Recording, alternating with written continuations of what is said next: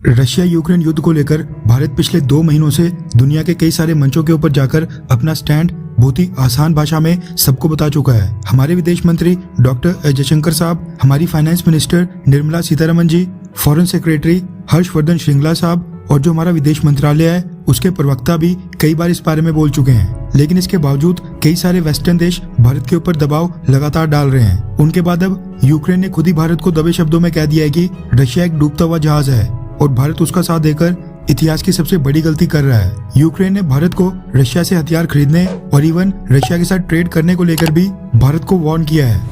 Reference के लिए आपकी स्क्रीन के ऊपर इंडिया टुडे के आर्टिकल का स्क्रीनशॉट है, जिसके मुताबिक यूक्रेन ने भारत की पोजीशन पर कहा है कि भारत के न्यूट्रल रहने से युद्ध को रोकने में कोई भी मदद नहीं मिल रही है।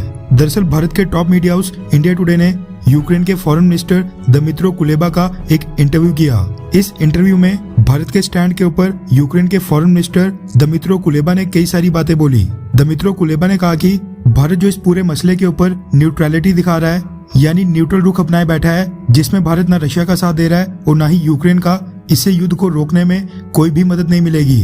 दमित्रो कुलेबा ने बोला कि मुझे पता है कि भारत का रशिया के साथ एक स्पेशल रिलेशनशिप है, भारत और रशिया का खास रिश्ता है, लेकिन ये रशिया वो वाला रशिया नहीं है, ये एक अलग रशिया है। ये रशिया आम लोगों को मारता है, उनको बंदी बनाता है और उनका रेप करता है। रशिया इस समय स्ट्रेटेजिक डिक्लाइन के ऊपर है और मुझे आशा है कि इंडिया की लीडरशिप हिस्ट्री के राइट साइड के ऊपर खड़ी होगी, यानी यूक्रेन का समर्थन करेगी। उन्होंने कहा कि ये युद्ध एक लोकतांत्रिक देश और एक अथॉरिटेरियन के बीच का है, इसलिए भारत को सबसे बड़ा लोकतंत्र होने के नाते यूक्रेन का साथ देना चाहिए। इंडिया रशिया डिफेंस पार्टनरशिप के ऊपर दमित्रो कुलेबा ने कहा कि रशिया के डिफेंस वेपन्स यानी रशिया के हथियार ज्यादा रिलायबल नहीं है, मतलब कि रशियन हथियार भरोसे के लायक नहीं है। दमित्रो कुलेबा ने कहा कि रशिया के हथियारों को यूक्रेन ने बैटल ग्राउंड के ऊपर बहुत ही बुरी तरह से नष्ट किया है। क्या भारत रशिया से ऐसे हथियार चाहता है जो बैटल ग्राउंड यानी युद्ध के दौरान बिल्कुल भी टिक ना पाए?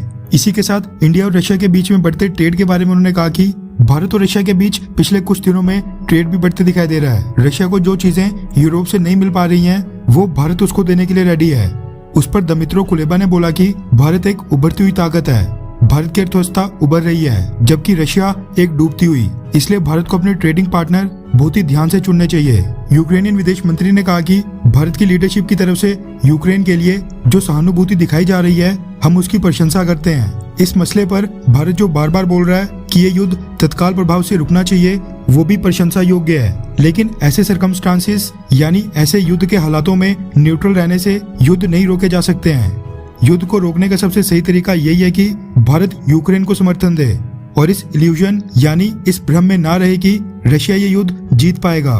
देखा जाए तो भारत यूक्रेन को लगातार ह्यूमैनिटेरियन एड भी भेज रहा है, लेकिन शायद लगता है कि यूक्रेन के लिए वो काफी नहीं है। इसलिए यूक्रेन चाहता है कि भारत यूक्रेन के लिए रशिया के साथ अपनी दोस्ती खराब कर ले और यूक्रेन का समर्थन करे। खैर, वैसे आपको क्या लगता है कि रशिया और यूक्रेन के बीच जो ये युद्ध चल रहा है, इसमें कौन जीतेगा, रशिया या फिर यूक्रेन? नीचे कमेंट करके अपनी राय जरूर बताएं।